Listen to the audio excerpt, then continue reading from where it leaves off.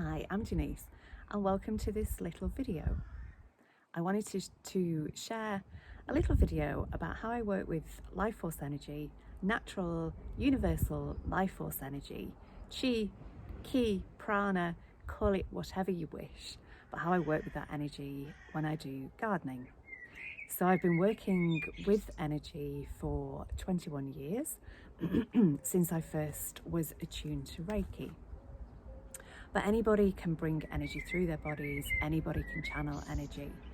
In my experience, when you have a Reiki attunement, it makes it a lot easier because you don't even really have to intend it. The energy just flows through you, either to yourself, if you place your hands on your body, or to other people, or to plants, or to Mother Earth. So I go through a little bit of a process. If I'm planting a plant in the garden, there's a little bit of a process that I go through.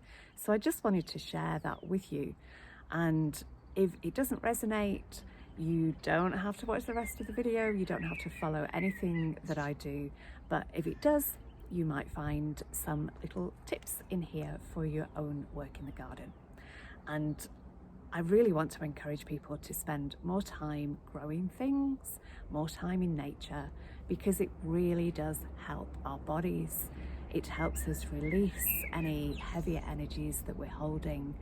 And if you're just feeling a little bit out of sorts, if you're just feeling a little bit off, then spending time in nature really helps. The energies that are coming through to us all at the moment are really quite intense. So spending time in nature really helps. And just growing things is amazing. So I am about to plant a plantain lily. So I'm going to show you what I do with that, the crystals that I'm adding to the process, and anything else that drops in. Okay, so welcome to this gardening with light codes and loveful gardening, heartful gardening. I am not an expert gardener. There are many expert gardeners out there, but this is more about working with energy, and anybody can do that. Even if you don't have a garden, if you've just got potted plants, you can work with the energy, and your plants will love you for it. Okay, let's get started. So the first thing is, so you see this beautiful plant here. This is going in this dark corner. This is Hosta undulata var albomarginata, also more easily called plantain lily or white margined wavy plantain lily. And this really likes to be in, it's good for dark places in the garden. So this is going in here. So one of the things that I do always when I'm working with plants in the garden, when I'm gonna put them in new places, put them in the earth, first thing is to always communicate with the plant itself and Gaia, Mother Earth. So let the plant know what you're doing. In my view, plants are conscious beings, as is the earth. So when you're communicating with them, you're acknowledging that, but also, and this can be, you know, speaking out loud or speaking telepathically, but when you're speaking to the plant, you're acknowledging it as a conscious being. And I'm also kind of checking in with the plant, checking in that it actually wants to be there. Before I bought that plant, I asked which one wanted to come home with me today, and that was the one that my eyes were drawn to. So the next thing to do is to hold the pot.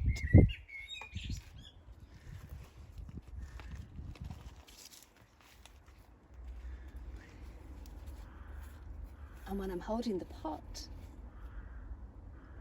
I'm intending that life force energy goes into the plant and it gets the energy of the plant activated, and it connects our energies as well. So I want to bring energy to the roots of the plant because it's about to be bedded in. So that's my intention. So I just wanted to add and show with this beautiful curry plant that I don't rush the process of putting the plant in the earth, unless it needs to go in the ground urgently, of course.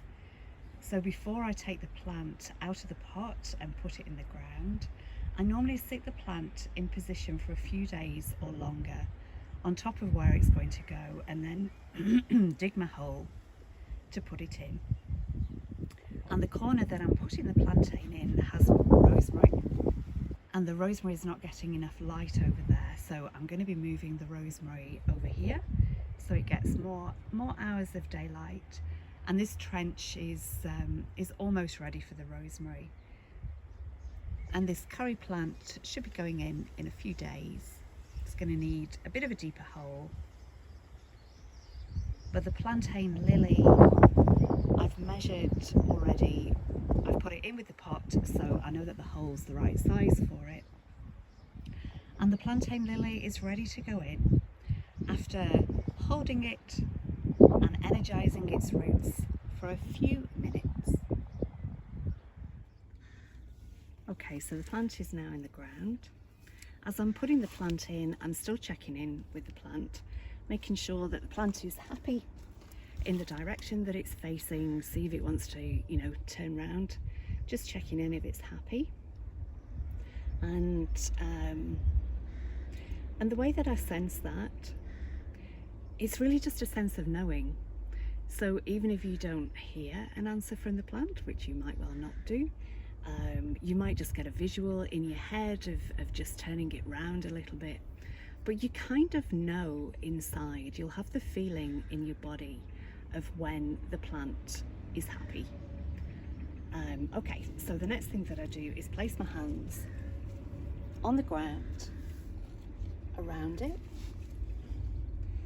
And I'm intending with this that life force energy, as I mentioned before, is going into the plant. And even if you haven't been attuned to Reiki, anybody can channel energy. You're connecting to source, connecting to the universe, however that kind of works for you. But this chi, this life force energy, it permeates everything, it's everywhere. So just with your intention, bringing that energy into the ground, around the plant, and into the plant itself. And I'm waiting until I feel like a pulsing. And just that sense of knowing of when the plant, when I've brought through enough, when the plant is at full capacity.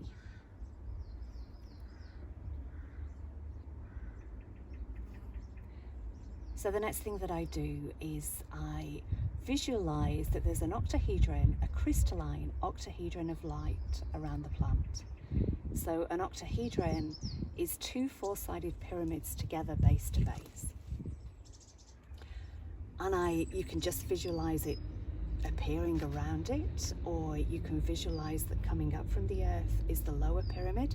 So an octahedron is two four-sided pyramids together, base to base. So you might want to imagine that there's the lower pyramid is coming up from the ground, and the pyramid that's on top is coming down from above and just connecting with each other. I visualize a second octahedron beneath the ground and connecting those two together with intention, and then connecting the two octahedrons to the heart of Gaia.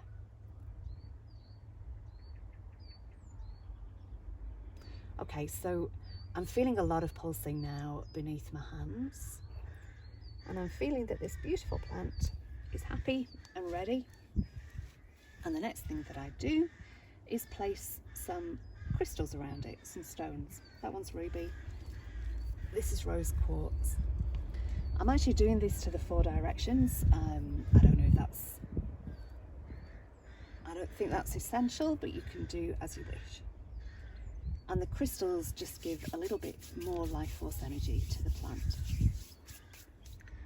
So in terms of which crystals I've used, I've got quite a lot of crystals, and when I choose the crystals, I will ask the guidance of the plant and I will ask the guidance of the crystals themselves and just see which ones my eyes are drawn to.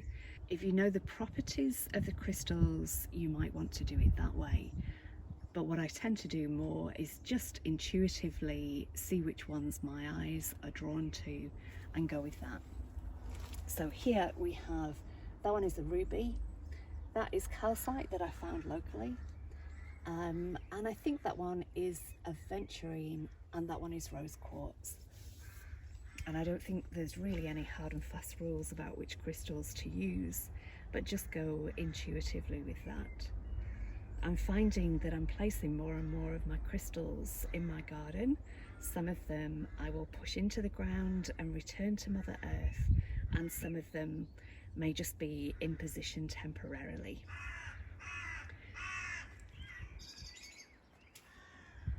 Okay, so one last thing. I'd actually just started to edit the video, and the guidance was to bring in something else that I do normally do when I do my gardening work, and perhaps there's a little bit of resistance on my part to adding this to the video, because it does take it up a little bit higher on the woo-woo scale, perhaps, to some people.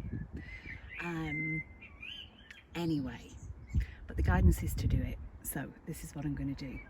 So sound is also an important part of my work, and it's really beautiful that the blackbird has been singing pretty much all the way through for hours as I've been recording this video in spring, in May, because sound is what I wanted to share.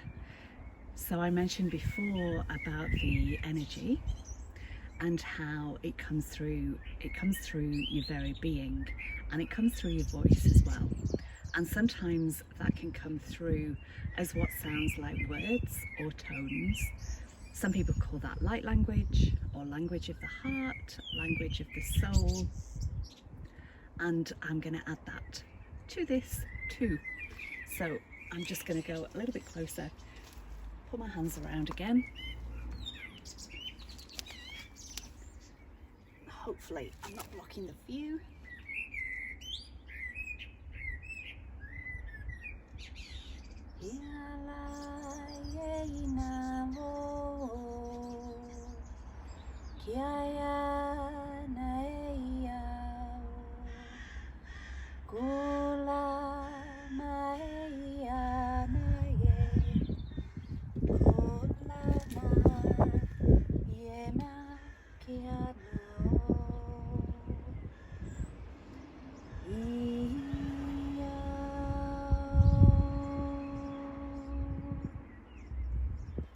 Mahela nanaya kokole kiat an anoma ko ole. Makeal at arana ki kikile at oi. Mahala ki it ea no kokoye shtaa. Mahola ki berna koran da ai. Mahala kiana on ot orana kia. And then just finishing with a spiral. And the spiral, I'll often just lift my hands up and then push them down. Kialete iemana oya kulikiata mohya and iaranokoyaka. Love, love.